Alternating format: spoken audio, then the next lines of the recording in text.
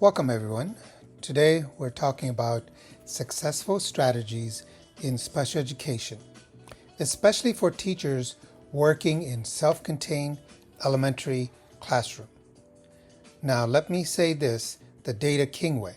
Special education is not for the weak, the confused, or the people who thought the laminator was going to solve every problem. This work takes planning, patience, creativity, humor, and a strong system. Our students do not need lowered expectations. They need intentional instruction, consistent support, and adults who understand that behavior, communication, academics, and relationships are all connected. The strategies we're discussing today are not just textbook ideas.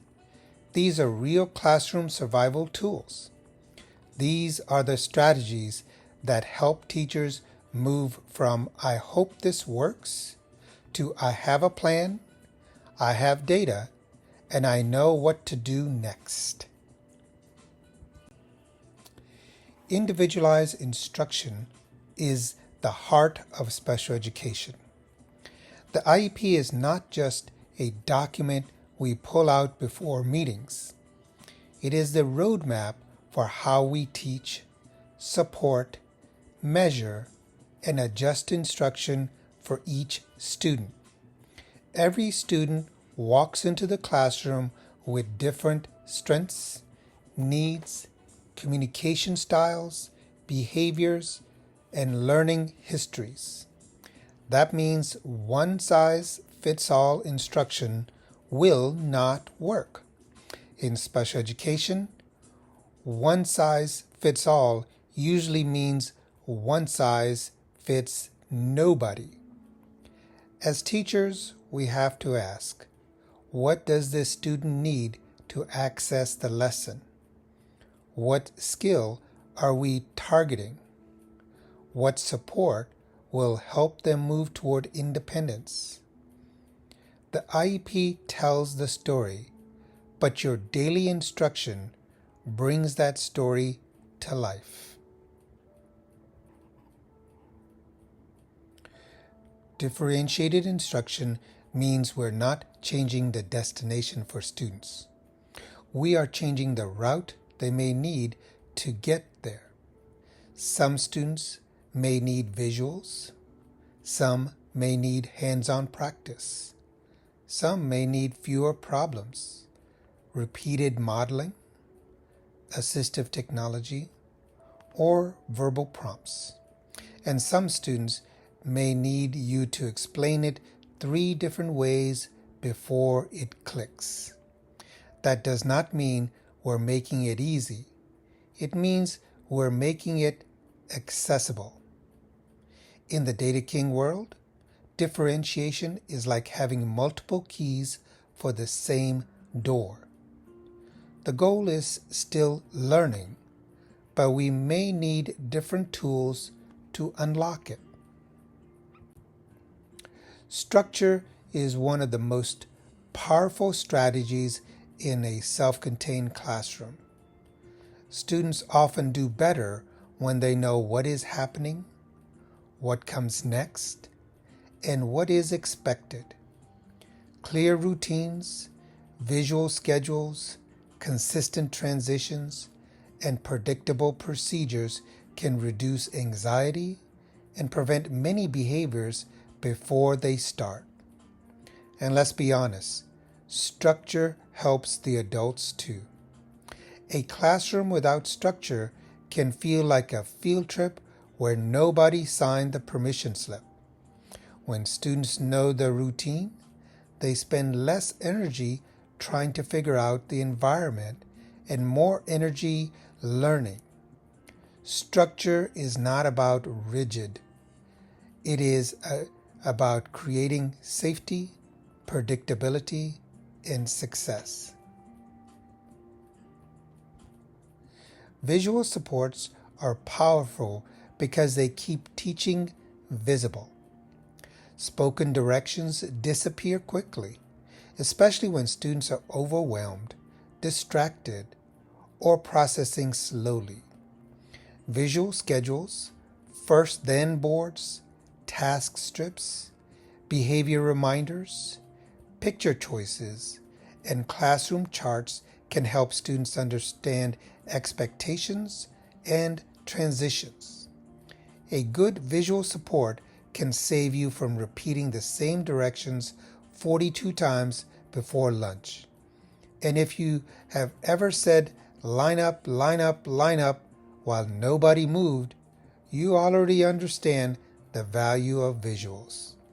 Visuals help students become more independent because they do not always have to wait for an adult prompt. The support is right there in front of them. Multisensory instruction helps students learn by using more than one pathway. Students may need to see it, hear it, touch it, move with it, build it, or act it out. This can include manipulatives, movement activities, songs, drawing, sorting, matching, tracing, or using real objects. For many students, learning becomes stronger when it is connected to experience. In special education, sitting still and listening for long periods is not always the magic formula. Sometimes the magic formula is counting blocks, moving around the room, clapping syllables, or using a hands-on activity that keeps the brain engaged. When we make learning active, we often make learning stick.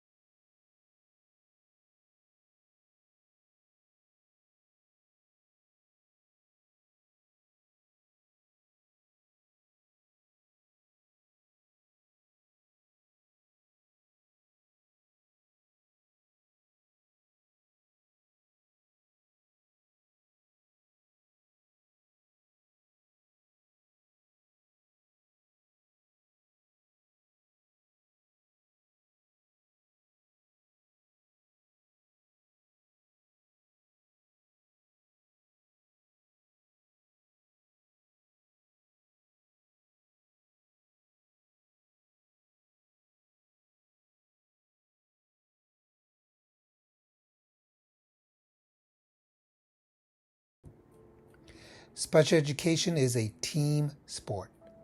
No one person can do this work alone. Teachers need to collaborate with speech therapists, occupational therapists, physical therapists, school psychologists, administrators, paraprofessionals, families, and sometimes the person in the front office who somehow knows everything before anyone else does. Strong communication helps everyone stay aligned. If a strategy is working in speech, we should know about it. If a behavior plan is being used in the classroom, the team should understand it. If parents share what works at home, we should listen.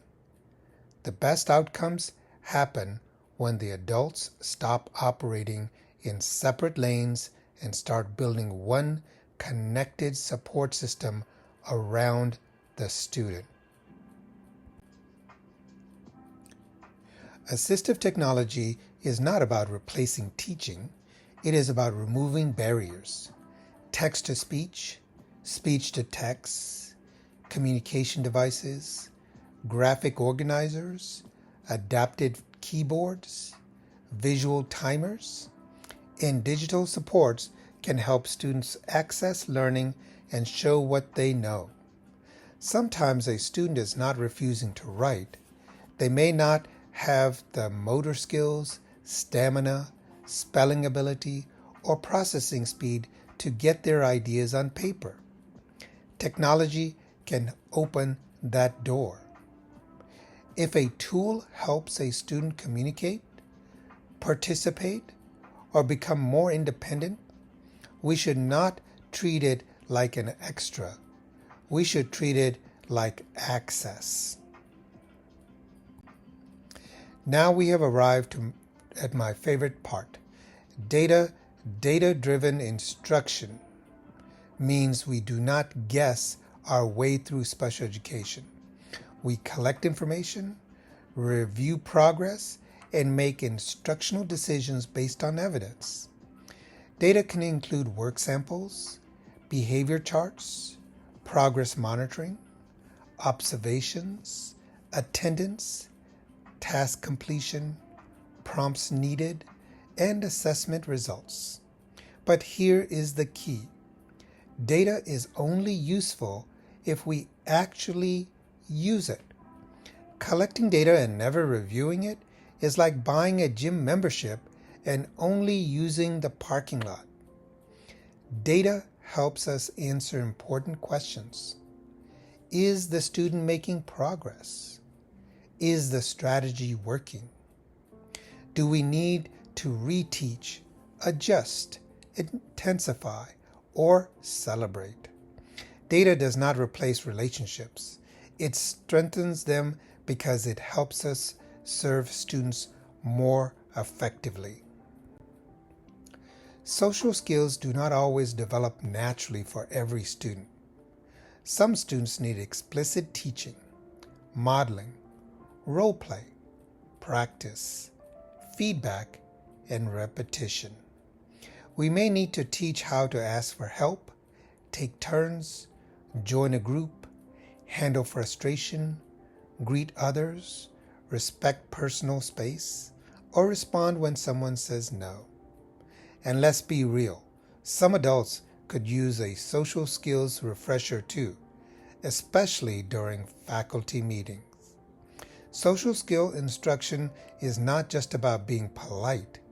It is about helping students build communication, independence, peer relationship, and confidence. When students learn how to interact successfully, they are better prepared for classrooms, playgrounds, cafeterias, buses, jobs, and life beyond school. Professional development matters because special education is always changing. Laws change, tools change, student needs change, best practice evolve. A strong teacher keeps learning. That may include training on behavior, autism, communication, trauma-informed practices, assistive technology, IEP development, data collection, or classroom management. But let's be honest, not all professional development is created equal. We have all sat in a training and thought this could have been an email. The best professional development gives teachers practical tools they can use immediately. As special education teachers, we need strategies that work on Monday morning, not just theories that sound good in a binder. Self-care is not selfish. It is necessary. Special education teachers carry a lot. Lesson planning, IEPs, behaviors, meetings, data, parent communication, paperwork, progress reports, and the emotional weight of supporting students with significant needs. You cannot pour from an empty cup, and you definitely cannot run a self-contained classroom on coffee, stress, and expired granola bars alone. Self-care means setting boundaries, asking for help, building a support network, using planning systems, and recognizing when you need a break. The students need a healthy, steady, supported teacher. Taking care of yourself is part of taking care of them. When these strategies are used together, they create a classroom where students feel supported, expectations are clear, instructional is intentional, and progress can be measured. Successful special education is not built on luck. It is built on systems. Individualized instruction, differentiation, structure, visuals, multisensory learning, positive behavior support, collaboration, assistive technology, data, social skills instruction, professional growth, and self-care all work together.